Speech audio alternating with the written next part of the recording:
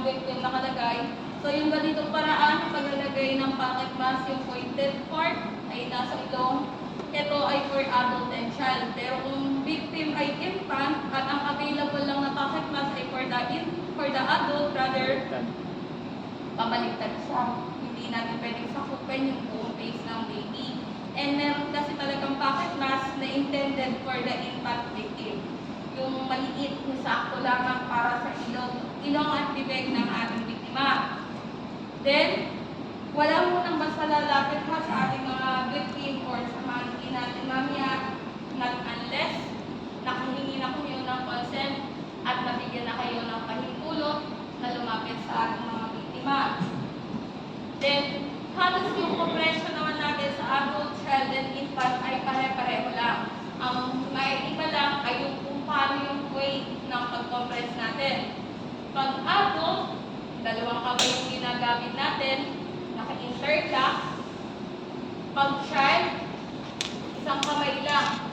And pag infant, yung pinaka-daliri lang natin, yung ibang compress natin sa kanila. So, ang patatamarin lang natin lagi sa kanila pag adult and child ay yung pinaka-heel of our palm. Yun lang yung pinatatama ha. Then hanggat maaari, so pwede naman itong tumayo no, para mas kita ng karamihan. Pwede naman tumayo. Then mamaya na lang po mag-video ha, yung talagang full sequence na. So guidelines muna tayo.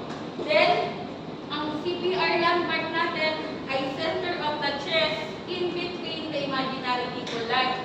In between the imaginary nipple line. Pero hindi na kailangan kakasapatin pa yung utong ng biktima. Baka mamaya sinukat yung utong ng biktima. Kaya paano kung halimbawa matanda na yung victim? Eh di ba pag matanda na nagiging sabi yung resnan? So ibig sabihin, kung yung susundin ninyo, yung pinaka-utong ng victim, kung halimbawa nandito ngayong utong, ibig sabihin dito ka sa siyan. Pag-compress. Then hanggang maaari, pag nagsi-CPR ka, meron kami nagiging participant na yung ginagawa. Habang nagsi-CPR, sabi nung kamay, hinihimas na yung victim, no? So, maging maingat tayo. Ito po. Maging maingat tayo sa lahat ng ating gagawin, particularly sa word na bibitawan. Kasi meron po mga participant na nagsasabi, pag hihingi na ng pahintulot, halimbawa, ako si Michael, trained sex bomb dancer, charot, trained first aider, pwede po bang galawin? Eh di ba pag narinig natin yung terminong galawin, parang iba yung nagiging pakahulugan ng iba para dun sa word na yun. Kaya tulad nga ng sabi ko kanina, maging maingat sa terminolohiya at sa mga gagawin natin dun sa biktima natin.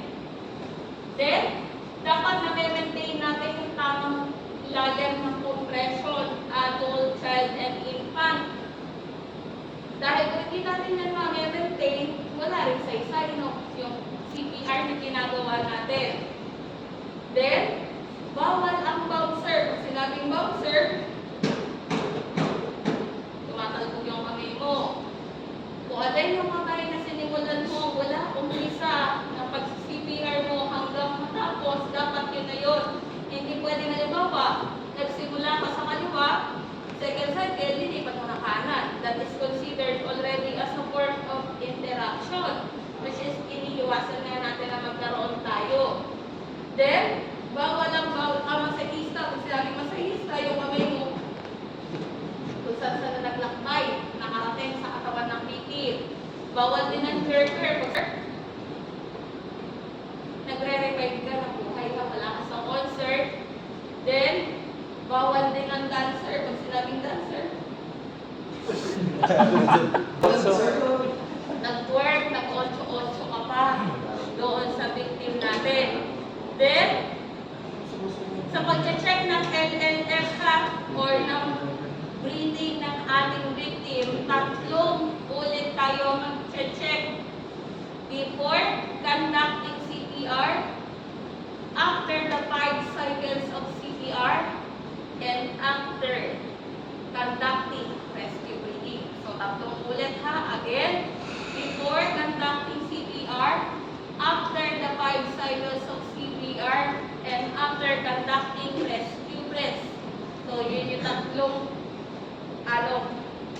magkakasunod-sunod na mag-check tayo ng breath ng ating victim using the LLF.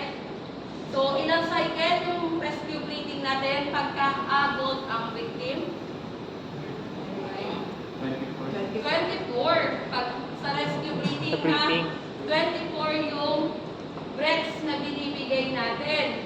Pero pag child and infant, how many? 40. 40 yung breaths na binibigay. Then, sa cycles sa CPR, ilang cycle yung CPR? 5 cycle of CPR, 30 chest compression, and how many ventilation? 2 ventilations. Then, dapat wala yung dominant hand natin o kamay na pinakamalakas, yan yung nasa ilalim, non-dominant hand nasa ibabaw,